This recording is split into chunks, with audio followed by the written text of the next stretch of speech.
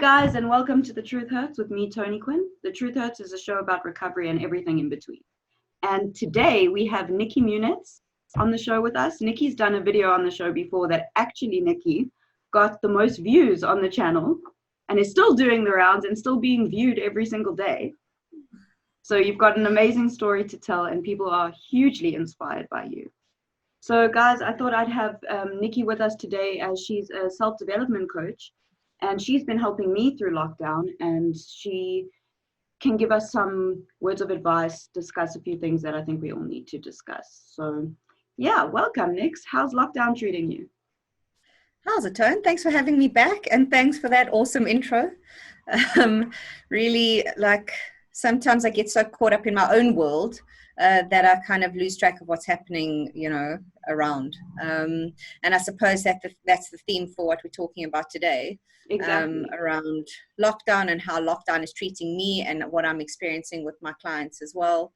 So it's been a really interesting experience, I think. I had this idea that being at home with my family, that connection with them would be much easier, and that it would be free flowing. Yeah. And in actual fact, kind of the opposite was true. Even though my husband and my kids were at home with me, we're all working, and it almost felt like we were living more past each other than when we would go to work or go to school and come home. Yeah. And that we actually had to make more of an effort to connect with each other, because we can easily fall into that space of work never ending. Yeah. And I used to have this ritual when I left work of now it's done, I'm leaving work at work, and now I'm going home to my family, and I put on my mom and my wife cap. And now I didn't have that. So, it can easily fall into that space of just time blending into each other and, not being able to find that connection. I'm having the same kind of thing happen where it's Saturday, but I've still been working this morning, and everything's molding into one and nothing's making sense, and the days are becoming one, and it's becoming really scary. And we're even lucky to be working. Without the work, your whole day is just this nothingness. Absolutely. My husband was saying to me this morning that, there were times where he feels like I come downstairs just to kind of look for an argument so that I can have some type of connection. And I was like, oh, hang on a second. I think I do that. I do that on social media. Right? Just to feel like, there's that human element of me that I can actually connect with. Yeah. Because, of course, doing the work that I do, behind the screen, I've got this, I'm here to support you, but maybe not necessarily focusing enough on supporting me. So I'm really grateful that I've got someone in my life that can kind of point that out to me and say, almost give me a shake and say, hang on, something's going wrong here. Yeah, but that's important. That's important. For sure. That communication in lockdown, if you're staying with someone, that's something that I think everyone needs to do. So how would you navigate that? If you are in a super small space with someone and you're spending all your time together and you are getting into these arguments and you think it's nothing, do you think that is caused from lockdown, and how would you navigate that? I think that lockdown is definitely having an impact, because we all find our ways to escape the reality of what's actually happening, because it's pretty scary and overwhelming at times. And there's no certainty, and we as humans, we want certainty. We want to understand this is what the expectations are, this is how it's going to work. And I think that's why people, when lockdown was originally discussed and brought upon us, we felt okay, because there was a time frame from this day till this day, and then it's going to end. And now we've experienced how it doesn't end, and the rules keep changing. And how does that impact us as people? Is this insecurity, of what's going to happen next? Will I be okay? Will I be able to handle it? And like I said, I'm very lucky to live with someone who's so woke. Yeah. I'm really, really lucky. But I think for a lot of people who either are living on their own or living with people that are not that aware, so that there's this stuff happening, and there's no one to kind of intervene and say, hang on a second, just take a moment. This isn't how it's supposed to be, and you need to take a step back and actually check yourself and do something to maybe recharge your own battery. And And so that's, I suppose, ideally where kind of a coach or a therapist really would play a role, to just have that reality check and say, like, it's okay, you're doing okay, you're living through a crisis, a pandemic.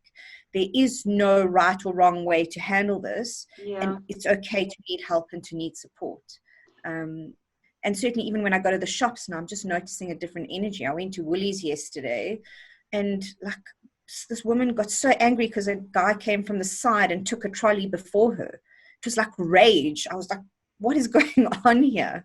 And that's certainly the energy that's kind of in the air at the moment as we head into now, you know, the third phase of what's happening. And I think the reality is that we haven't really experienced what's to come in terms of the trauma and the crisis related to COVID. And I think that that's also scary to people. Like I've found, so we all living a trauma right now. You posted something about that recently. We all living a trauma. And with this trauma, I feel like mental illness and mental health has become obviously overwhelming for a lot of people. Like personally for me, being at home, usually I have an office to go to, I have something to distract myself. I'm at home, I'm sitting here, I might be doing some work and stuff like that, but I'm trying to distract myself from what's actually going on in the world. And how I do that is I focus in on the issues with my mental health. So I'll focus in on my weight. I'll focus in on what I look like, and start getting these self-destructive thoughts that, because I'm so isolated, it's hard for me not to act out on them. And that sense of self-awareness that I have, and also who I'm living with to help me point it out, my boyfriend will point it out to me, is making it so much easier. But some people don't have that, and I can feel myself slipping. And how would you suggest people cope with that? Do we need to be kinder to ourselves? How do we deal with what's going on? And with our friends who are dealing with the same thing?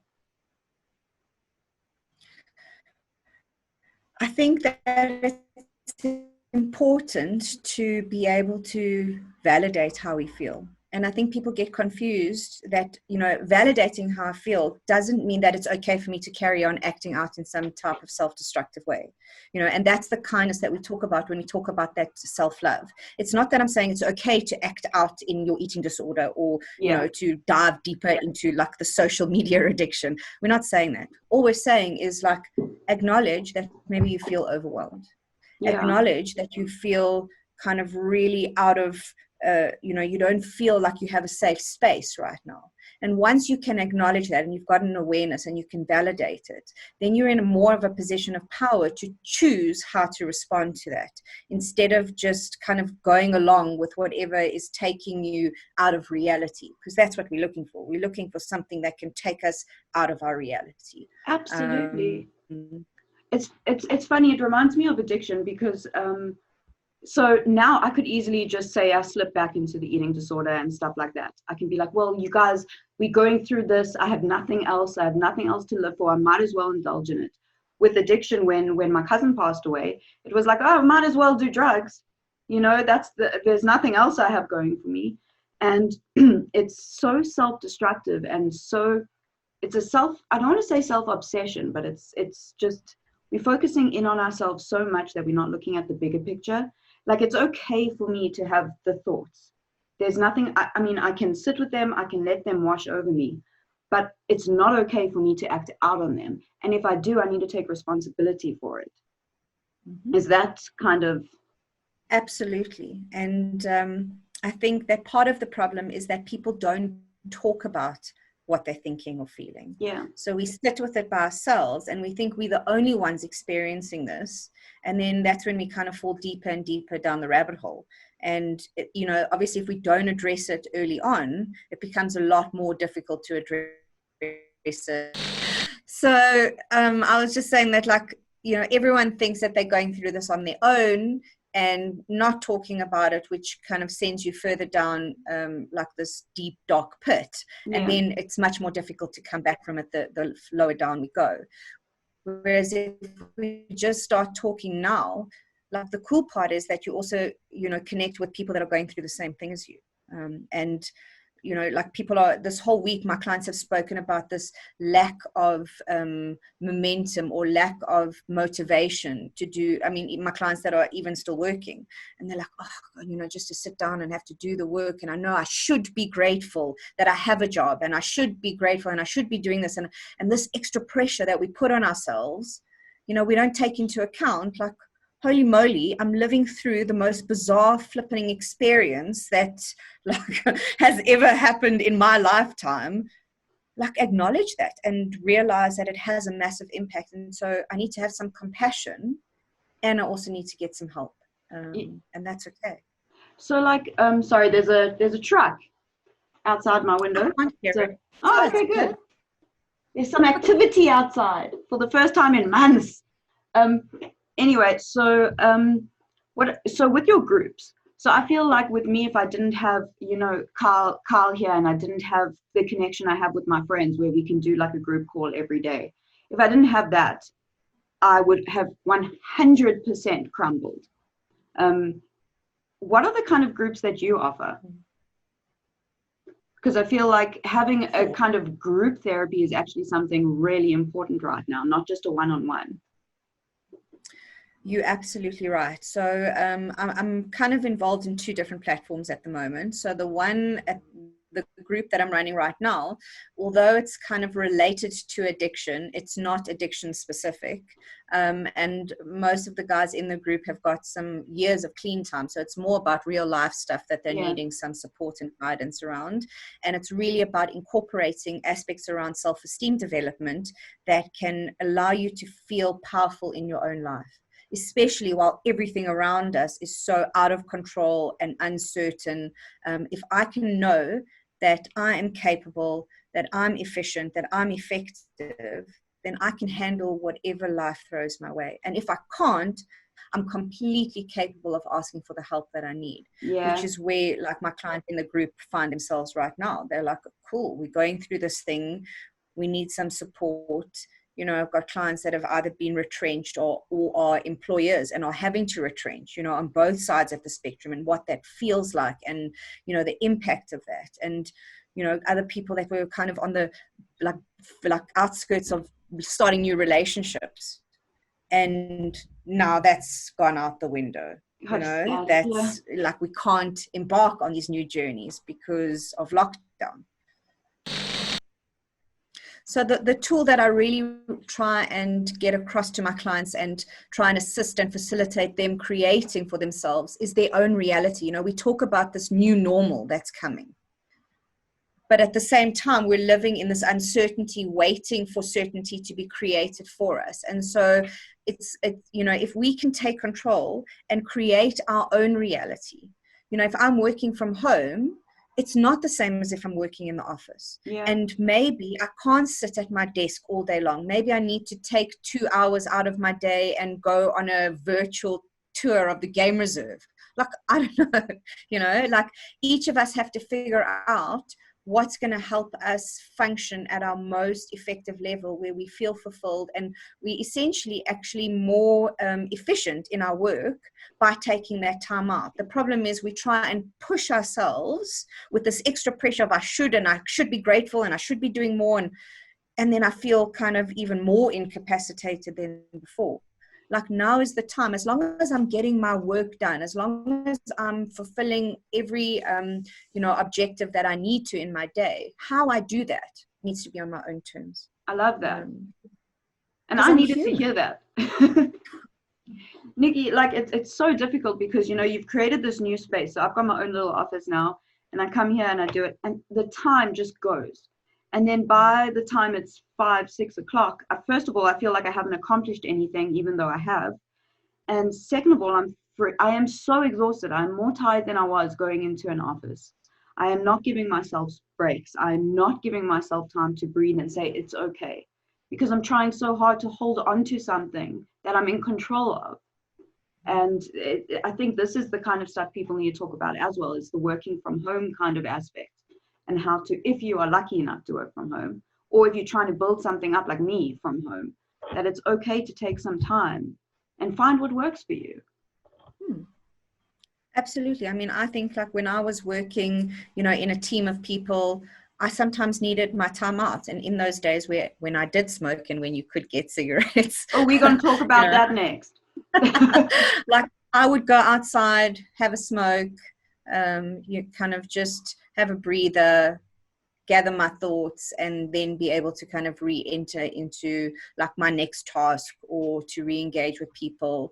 And if I was doing that at work, then I need to find something similar if I'm working from home, you know. And I also had like a whole ritual of what I did when I left work, you know, of how I could actually visualize me leaving like my job and I was going home now. And so I need to be able to facilitate things like that from home as well, because our day needs to start and end, you know, and we need to have breaks in between. Just because we're at home doesn't mean that it needs to be this blended experience. We can compartmentalize aspects of our day.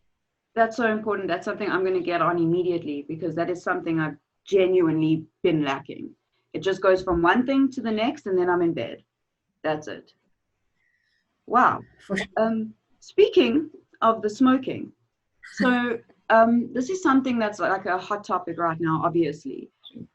Political stuff aside, people's coping mechanism has been taken away. And personally, for me, as someone in recovery and someone whose only kind of thing was smoking, something I could do, something that would calm me down, something I was addicted to, has been taken away. And I'm fearful because I'm on my last carton and I'm at the point where I am going to stop smoking now.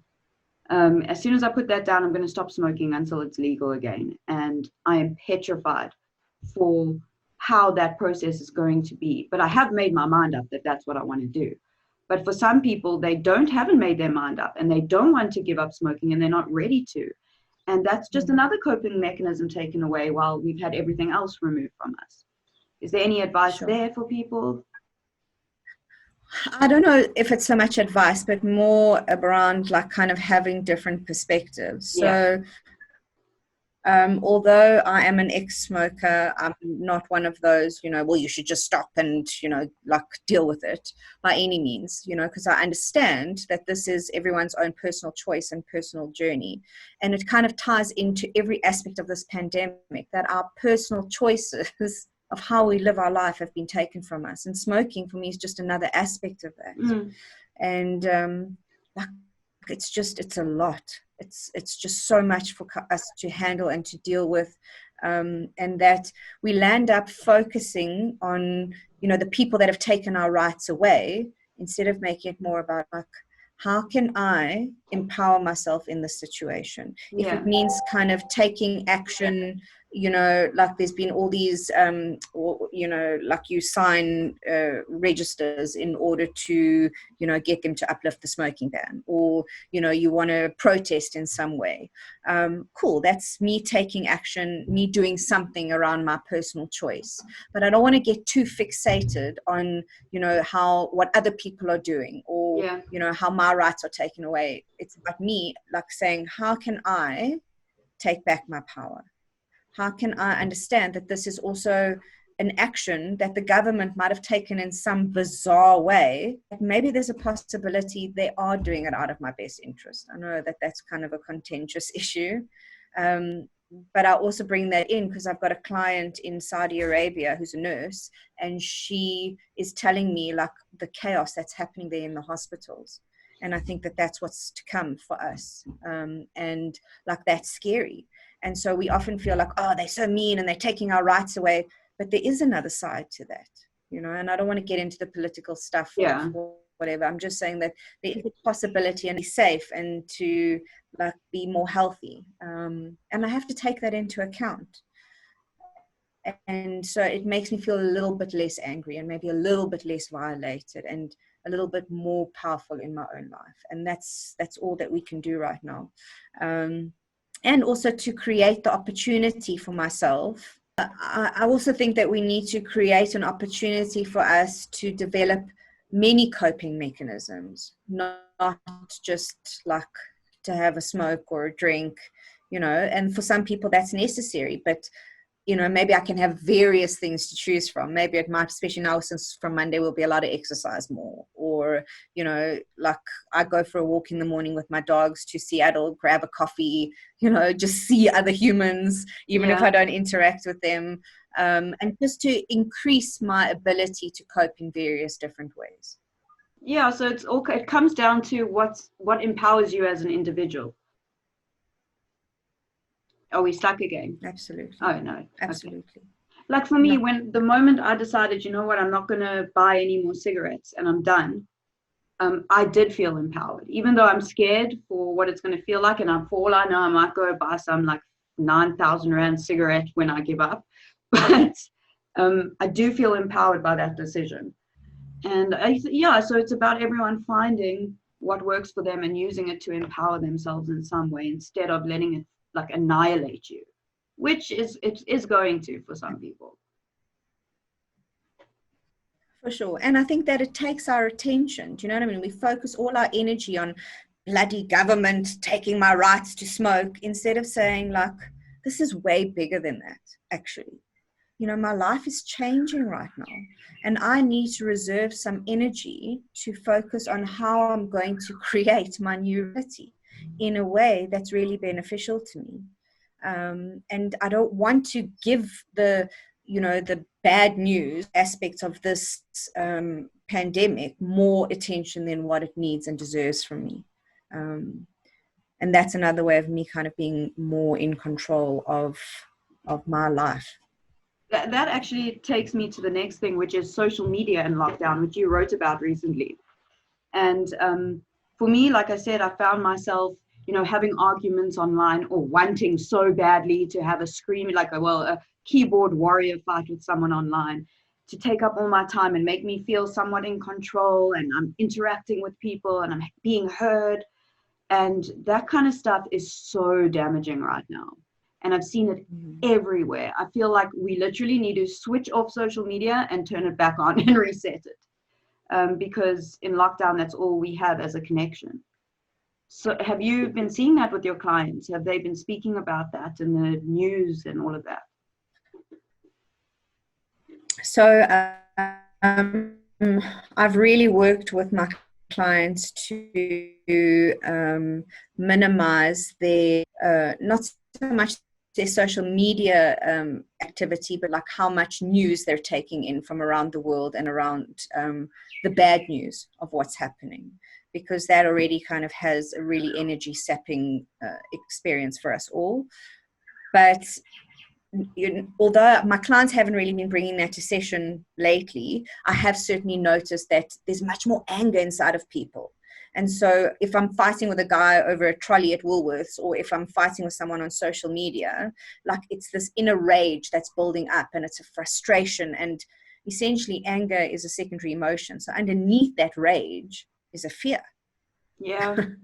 And if I can control you and get you to believe what I believe, then I feel a bit more in control. No, that's exactly, and that I can say for myself is how I'm feeling. When I go and I see someone saying something I think is stupid, I'm ready. I'm ready to go in, but it's definitely coming from a control base, a fear based kind of thing, which is something I think we all need to look at within ourselves. Absolutely.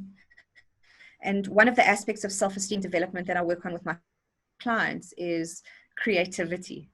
And so when I'm feeling all of this emotion and chaos inside of me, I need to find other ways to, be to let it out. So whether I write or draw or I, sing or whatever it is, to allow my creativity to actually come out the ways. Because as we've seen lately, what you put on the internet is there forever and it can come back years later to burn you. And this stuff is there, and we need to remember that it's not just that moment that we are writing this, it's there forever.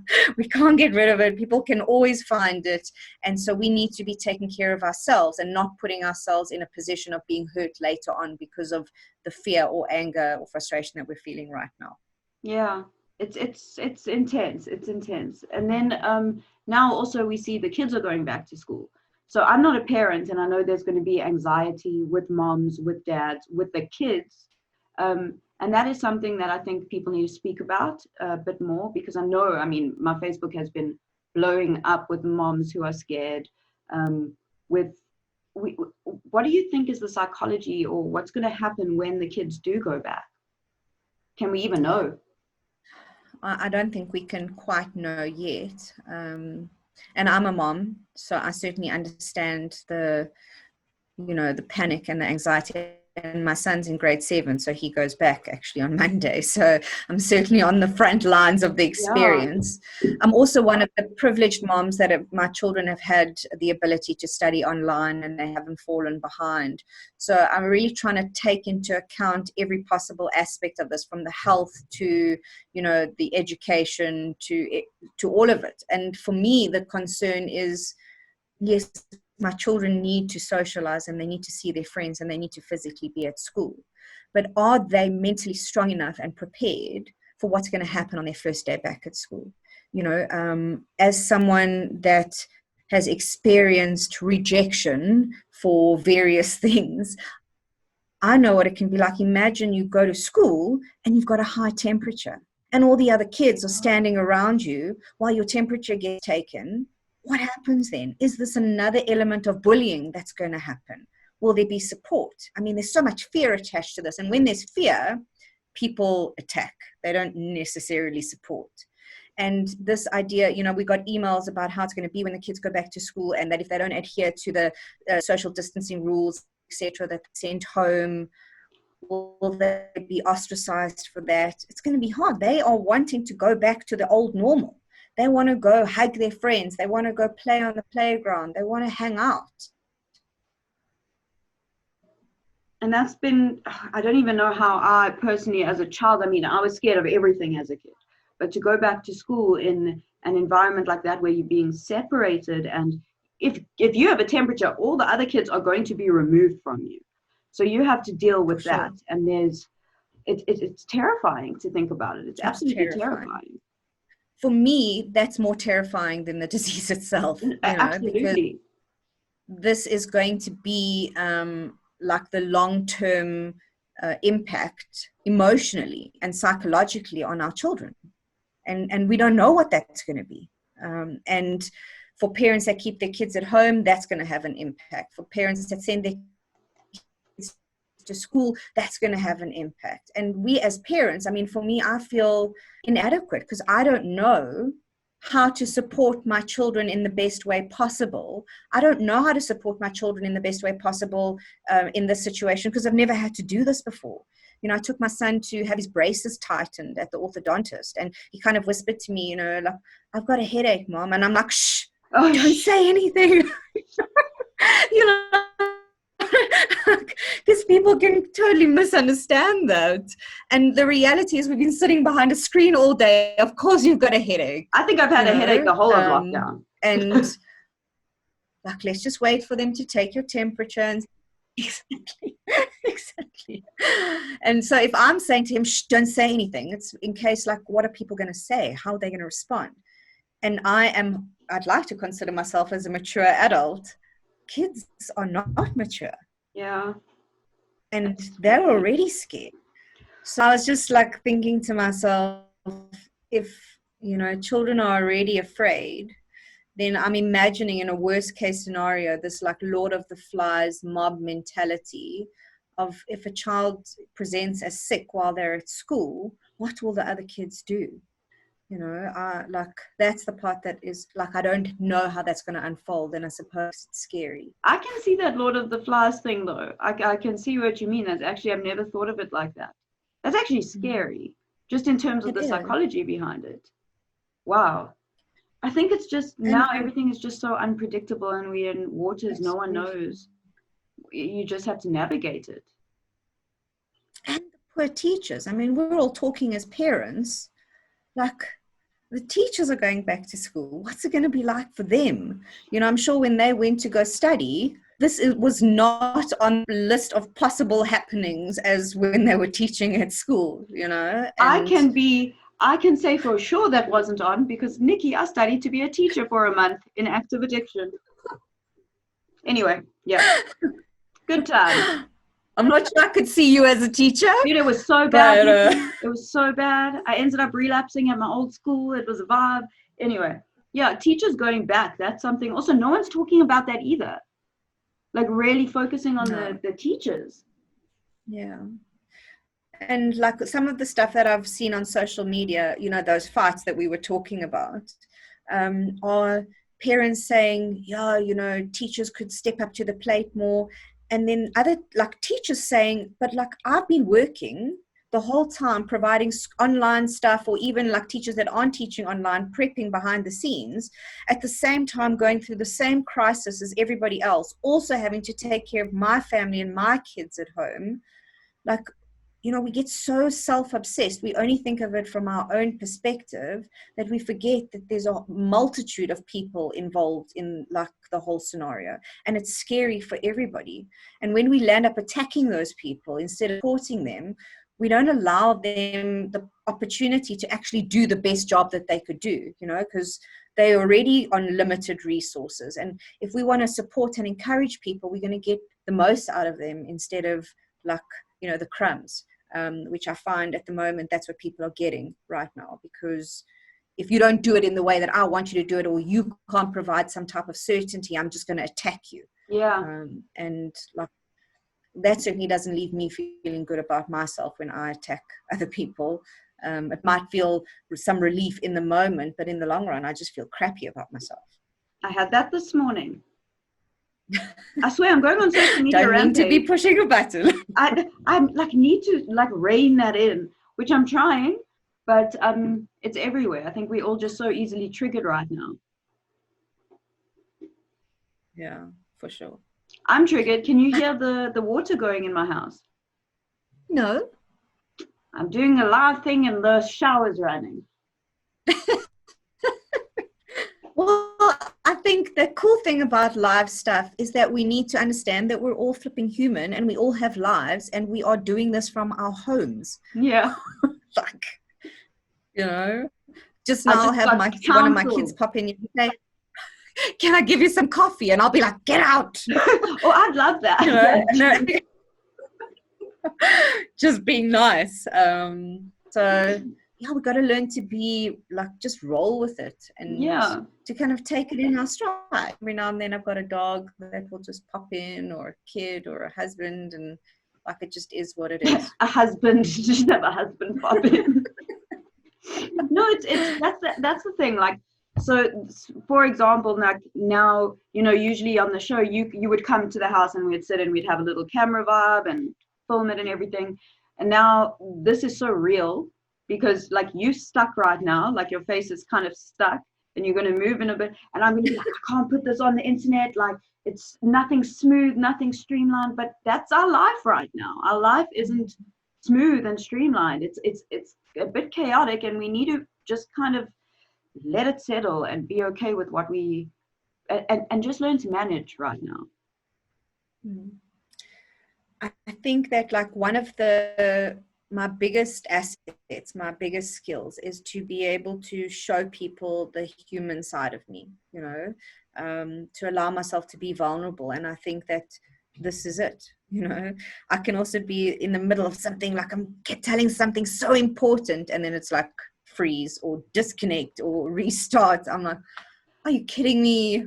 You know, and how I deal with that is often a model or an example of how my children learn how to deal with that, or how my clients learn how to deal with that, or how your viewers learn how to deal with that, because life sometimes freezes, you know, and sometimes we need to try something different or go in a different direction. And like, how more real is that actually? I love that. I love that. Yeah. So, and life has been frozen for us for what? How long has it been now? 63 days. 63 years kind of feels like 7,357 days of lockdown. No, it's I think it's like in lockdown it's so easy to become frustrated with every little thing. So a bad internet connection, shower at the wrong time, a truck driving past, you know, it's just so unnecessary. It's so unnecessary. We are all doing what we can, and we are doing the best we can, and it's okay to not be okay. I think that's also one of the most important things now. It's okay to not be okay, but speak about it, ask for help, and try to fix it as best you can. So Nix, how can people get hold of you? Because just before, like, we talk about anything else or we wrap it up, I just want to say that for real, like, Nikki saved my life, and she saved my life, and I will say till the day I die. And if I could suggest, if anyone is going through anything horrible, anything difficult, struggling with your mental health, or you just need some advice or someone to talk to, I would, with all my heart, recommend Nikki. So can you tell anyone how we can get hold of you? I mean, I'll put links below and everything, and what it is that you are offering right now. Sure, thanks, Tone, and thank you for that. I mean, I tell you all the time, I'm so grateful to like be connected with you and be able to work on these kinds of platforms with you. And as much as you say, you know, I saved you, for every client I've ever worked with, when I get to see the blossoming, like, it feeds my spirit and kind of gives me reason to continue doing it. So thank you for that. How people can get hold of me. My new website has just been launched, so that's www.nikkimunitz.com. Alternatively, I've got my Facebook page and my Instagram page and my LinkedIn profile, which Tony will provide the links for. I'm also a partner in another platform, which is Virtual Wellness. So that is a platform offering a range of different opportunities for wellness, from dietitians to biokineticists to psychologists to social workers, anything that you could possibly think of. Even one of our new associates is about, she owns the Drip Bar. So if you're wanting to kind of up your immune system.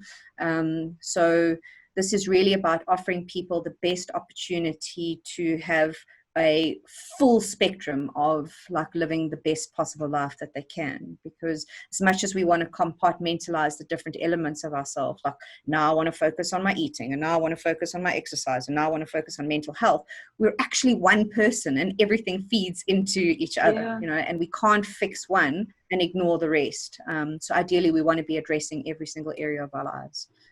So yeah, very excited about all of the work that I get to do, and going into the future, this new world, creating a platform to make it accessible for as many people as humanly possible. And I suppose that is the beauty of the internet. Might be giving us some crap now with the freezing, but the beauty of the internet is that it's going to be accessible and available to anyone and everyone across the world, which is really cool. And we're not alone. That's it. At the end of the day, we aren't alone. We're all going through this, and we can ask for help, and it's okay to ask for help. And I love Virtual Wellness, by the way. I'm going to put the link in here as well. It offers like a full spectrum of wellness. It's awesome. It's really awesome. And you're doing amazing things, Nikki. Like, I'm so amped to know you. Do you know what I mean? It's like, I know this bit. Ditto. Like, what? But I just want to thank you. I hope that we kind of unpacked and just had a conversation that people can relate to. And then what I'm going to do is ask people to comment below if there's anything specific they would like to hear from you, any questions they have for you, and maybe we can do it again with better internet connection. But I think I want to put this up like this and just let people see that this is real life, and it's not just easy breezy freaking, we just filmed this so easily from our fancy internet connection. This is how life is right now. Life is freezing. Life is not making too much sense, but we're still getting through it. See, she's still frozen. Sure. At least did I freeze with a cool You've been freezing so well because you've got your eye makeup so perfectly, so it like freezes and you're like, hey. Then it's all good. You look great. Oh, thanks, Nix. Thank you for being on the show. Thanks for having me. Guys, we will see you on the next episode, and I'm definitely going to bring Nikki back, and hopefully one day she can actually be on the couch again. So, thanks, Nix.